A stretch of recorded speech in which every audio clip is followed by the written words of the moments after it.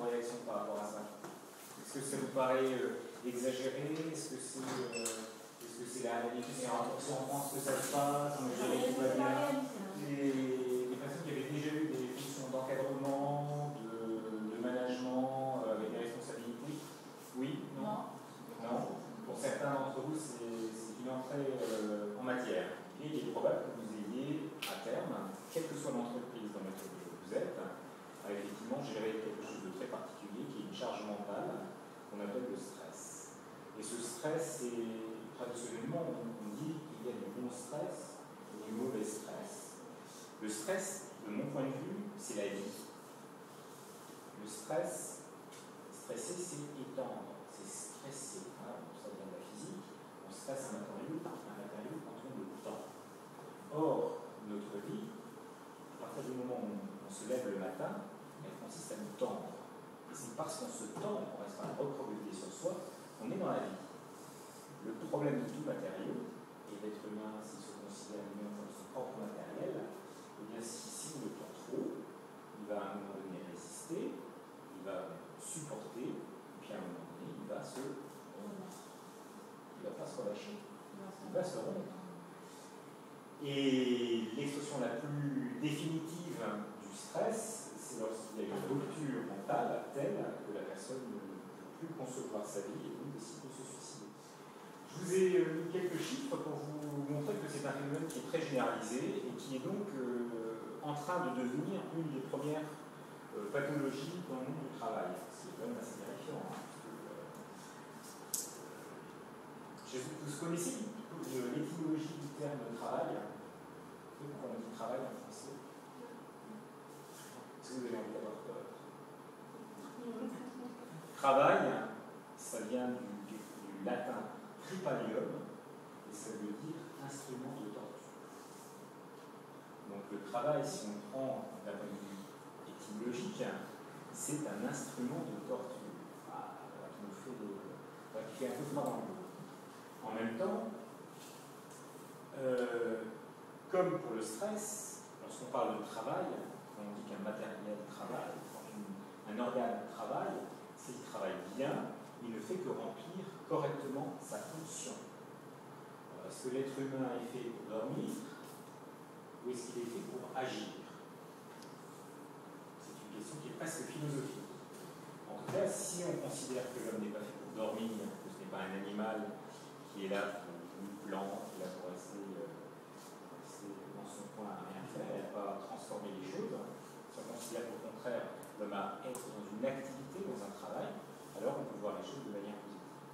Il n'empêche qu'à un moment donné, il peut y avoir des phénomènes de souffrance qui sont donc attestés par des chiffres, hein, vous les voyez donc, 450 millions de personnes seraient concernées, un Français sur 15, jusqu'à 40 000 décès, on est presque à 40 000 décès en France qui seraient directement liés au stress, et puis en Europe, grosso modo, 17% des Européens, ce qui veut dire qu'en termes de personnes travaillant, c'est beaucoup plus, hein, on peut estimer au moins un quart, voire peut-être un tiers de la population, qui estime vivre le stress, qui devient donc d'un point de vue global un indicateur de mauvaise santé d'une nation. Voici un petit dessin qui n'est pas de moi, qui est tiré des travaux de l'INRS, qui est l'Institut national de la recherche scientifique, qui est l'organisme français qui participe à l'étude des processus et des phénomènes dans le monde du travail. Le stress, c'est d'une part des sources de stress. Alors, est-ce que vous pouvez imaginer des sources de stress? Qu'est-ce qu'il peut y avoir comme source de stress? La charge de travail. La charge de travail. Trop de travail. La pression de travail. La pression de quoi? Quelle pression? La pression de quoi? La pression hiérarchique. La pression hiérarchique, ça peut être une source de stress. Quoi d'autre encore? Quelqu'un parlait des objectifs.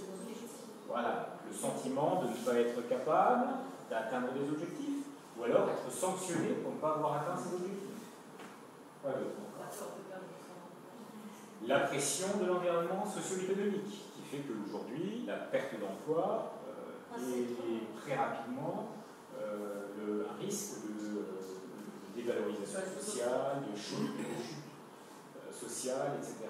Excusez-moi. C'est beaucoup de travail. Donc, c'est la charge de travail, c'était ce que disait votre collègue. Le changement. Alors, c'est intéressant ce que vous dites, monsieur. Vous savez, il y a des gens à changer, trop de changements. Hein. Il y a tellement de changements qu'on n'arrive plus à s'adapter aux changements. Savez-vous que l'absence. Oui, et savez-vous, monsieur, que l'absence de changement est aussi une source de stress? La routine. La routine peut être une source de stress aussi. Donc, on commence déjà à avoir un aperçu de ce qu'est le stress. Vous avez le besoin de bien faire, de toujours bien faire, donc une attitude psychologique qu'on pourrait qualifier de perfectionniste. Très bien. Ok, bon, on va voir si vous avez tout lu. En tout cas, on sait qu'il y a des sources de stress qui sont donc, la plupart du temps, exogènes. Exogènes, ça veut dire en dehors de nous. Eh bien, il va se passer quelque chose d'étrange.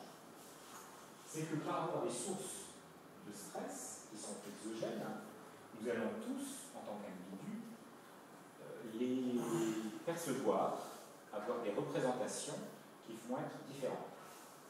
Est-ce que, alors je vais vous donner un exemple, est-ce que certains d'entre vous ont du mal avec la circulation? Qui adore conduire?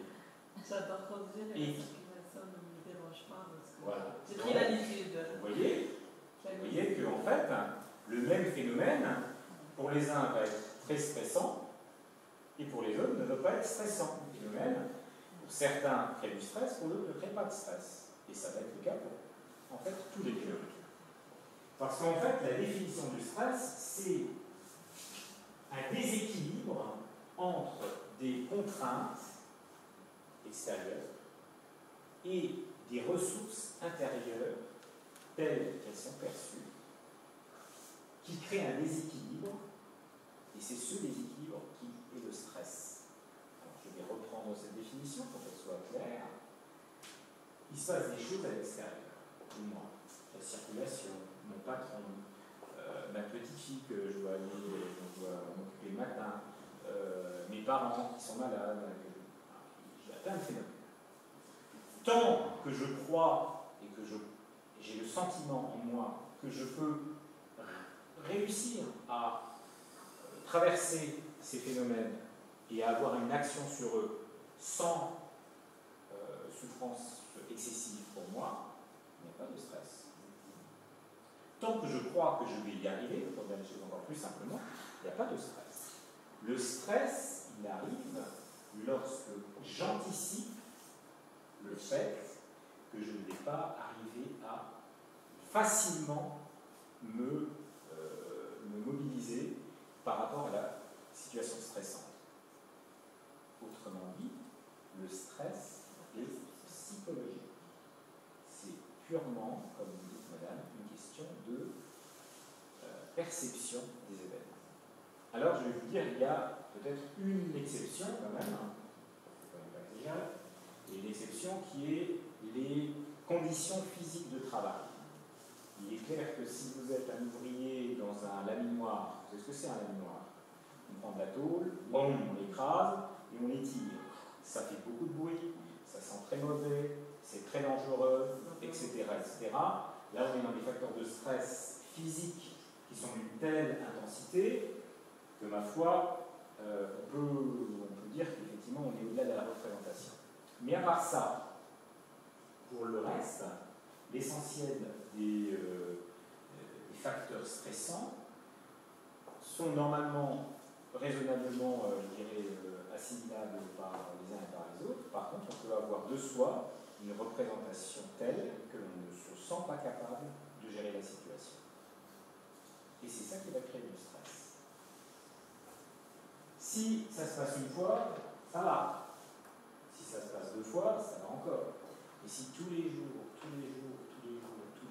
je suis confronté à la même situation, que je n'arrive pas à résoudre, et je ne vois plus de solution, et je suis de plus en plus fatigué, je rentre dans un processus de chronicité, je crois que c'est vous qui me disiez ça, qui s'appelle l'état de stress chronique. C'est-à-dire que je vais de manière permanente être